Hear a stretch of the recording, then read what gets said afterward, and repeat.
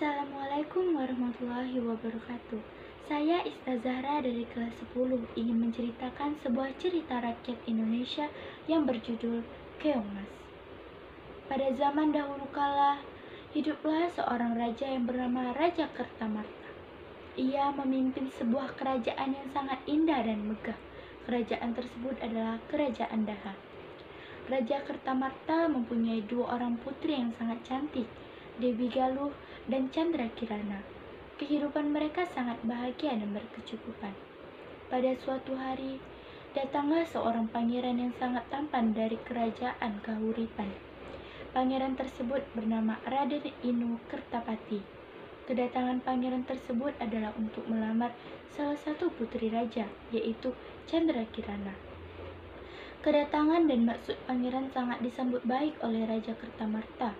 Putri Chandra Kirana pun menerima lamaran Pangeran Raden Inu Kertapati. Karena pertunangan itulah membuat Dewi Galuh merasa sangat iri. Ia menaruh hati pada Raden Inu Kertapati dan merasa dirinya lah yang lebih cocok menjadi tunangannya. Dari perasaan irilah kemudian berkembang menjadi perasaan benci. Dewi Galuh mulai merencanakan untuk menyingkirkan Chandra Kirana dari kerajaan. Suatu hari, secara diam-diam Putri Dewi Galuh pergi menemui seorang penyihir jahat.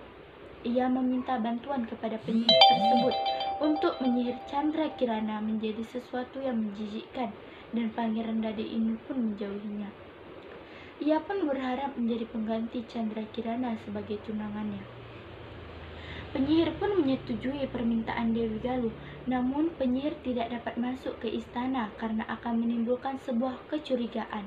Akhirnya, Dewi Galuh mempunyai siasat untuk memfitnah Chandra Kirana, sehingga ia diusir dari kerajaan. Chandra Kirana meninggalkan kerajaan dengan perasaan sedih. Di tengah perjalanan, ia bertemu dengan penyihir jahat, dan penyihir tersebut menyihir Chandra Kirana menjadi keongmas. Setelah berhasil menyihir Chandra Kirana, penyihir langsung membuang ke sungai. Kutukanmu akan hilang jika kamu dapat bertemu dengan tunanganmu, Pangeran Raden Inu, ujar penyihir. Suatu hari, seorang nenek sedang mencari ikan dengan menggunakan jala. Akhirnya keongmas ikut tersangkut oleh jala tersebut. Melihat betapa indahnya keongmas yang ia dapatkan, si nenek langsung membawanya pulang dan disimpannya keongmas di tempayan. Nenek tersebut memelihara keongmas dengan baik dan memberikan makan agar tidak mati. Keesokan harinya, sang nenek kembali ke sungai untuk mencari ikan. Namun, tidak satu pun yang ia dapatkan. Karena sudah terlalu lama tapi tidak mendapatkan hasil, ia pun segera memutuskan untuk pulang ke rumah. Ketika nenek sampai di rumah, ia sangat terkejut. Ia melihat makanan yang sangat enak sudah tersedia di atas mejanya. Ia merasa sangat heran dan bertanya-tanya, siapa yang sudah membuatkan makanan ini? Setiap hari kejadian serupa terus terjadi.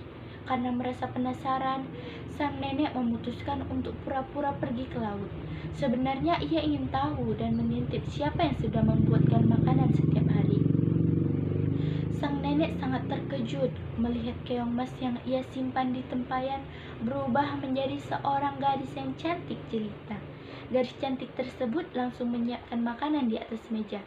Karena rasa penasarannya, sang nenek langsung menghampiri gadis cantik tersebut. "Siapa kamu, putri yang cantik, dan dari manakah asalmu?" tanya sang nenek. Keongmas yang berubah menjadi wujud aslinya, yaitu Chandra Kirana, sangat terkejut melihat kedatangan sang nenek yang tiba-tiba. Akhirnya, Chandra Kirana menjelaskan siapa ia sebenarnya dan menceritakan kenapa ia berubah menjadi keongmas. Setelah menjelaskan kepada sang nenek, Chandra Kirana pun kembali berubah wujud menjadi keongmas. Sementara Pangeran Raden Inu terus mencari Putri Chandra Kirana yang mendadak hilang entah kemana. Namun, kabar dari Chandra Kirana pun tidak dapat ia dapatkan. Pangeran Raden Inu Kertapati sangat yakin bahwa Chandra Kirana masih hidup. Karena keyakinan itu membuat Raden Inu tidak berhenti mencari. Ia pun berjanji tidak akan kembali ke kerajaan sebelum menemukan tunangannya Chandra Kirana.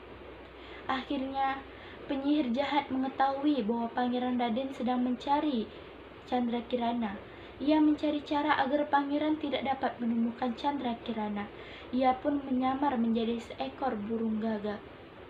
Di tengah perjalanan, Raden Inu dikejutkan oleh burung gagak yang dapat bicara. Burung gagak tersebut mengetahui tujuannya. Pangeran yang merasa senang dan menganggap burung tersebut tahu di mana keberadaan Chandrakirana. Ia pun mengikuti petunjuk yang diberikan burung gagak, padahal petunjuk jalan tersebut salah. Pangeran Raden mulai kebingungan dengan petunjuk yang diberikan burung gagak. Di tengah perjalanan, ia bertemu dengan seorang kakek tua yang sedang kelaparan. Ia segera memberikan makanan. Ternyata kakek tersebut adalah seorang kakek yang sakti dan menolong Raden Inu dari burung gagak. Kakek memukul burung gagak dan tongkatnya, dan tiba-tiba burung gagak berubah menjadi asap. Kakek tersebut memberikan petunjuk jalan. Pangeran Raden Inu Kertapati segera menuju desa Dadapan. Berhari-hari ia menempuh perjalanan. Namun di tengah perjalanan bekalnya telah habis. Ia merasa sangat kehausan. Ia pun melihat sebuah rumah dan segera menuju ke rumah tersebut. Ia berniat untuk meminta segelas air. Namun bukannya hanya air yang ia dapatkan, tetapi Chandrakirana yang ia cari. Ia melihat tunangannya dari jendela sedang memasak. Akhirnya, Pangeran Raden dapat menemukan Chandrakirana. Ia merasa sangat senang, begitu pula dengan Chandrakirana yang berhasil menghilangkan kutukannya. Apabila bertemu dengan tunangannya, Chandrakirana menjadi gadis cantik jelita. Raden Inu Kertapati segera membawa Chandrakirana ke kerajaan Daha. Ia pun mengajak nenek yang sudah menolongnya. Chandrakirana pun menjelaskan perbuatan Dewi Galuh selama ini kepada Baginda Raja. Akhirnya, kejahatan Dewi Galuh terbongkar. Dewi Galuh mendapatkan hukuman atas perbuatannya itu. Namun, karena merasa takut akan hukuman, ia melarikan diri ke hutan, sementara Baginda meminta maaf kepada Chandrakirana. Akhirnya, Pangeran Raden Inu dan Chandrakirana memutuskan untuk menikah. Mereka pun hidup dengan bahagia. Pesan moral yang dapat kita petik dari cerita rakyat Keongmas ini adalah sebaik-baiknya kamu menutupi kejahatan, suatu saat pasti akan terbongkar juga, karena kebenaran akan mengalahkan kebatilan atau kejahatan. Maka dari itu, selalu berbuat baiklah dan jauhkan diri dari iri dengki, maka kamu akan selamat dalam menjalani kehidupan. Sekian dari saya. Assalamualaikum warahmatullahi wabarakatuh.